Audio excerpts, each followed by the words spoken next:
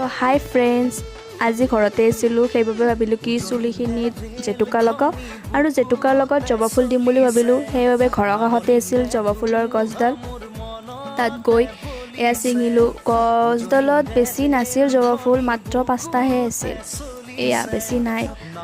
মোৰ ভণ্টিৰ লগত গৈছিলোঁ, তাই মোক হেল্প কৰি দিলে। এয়া আমি আহিলোঁ তাৰ পৰা, আহি ঘৰৰ পিছফালে গৈ এয়া ঘৰৰে জেতুকা পাত ছিঙিলোঁ। বহুত ৰ'দ থকাৰ কাৰণে মই ঠানিকৈ কাটি আনিলোঁ তাৰ পৰা।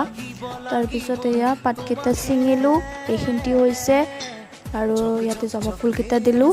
তাৰ পৰা ঠাৰিকেইটা ছিঙিলোঁ, ধুলোঁ, ধুই মিক্সিত দিলোঁ, পিচিলোঁ আৰু এয়া বহুত মিহি হৈছে।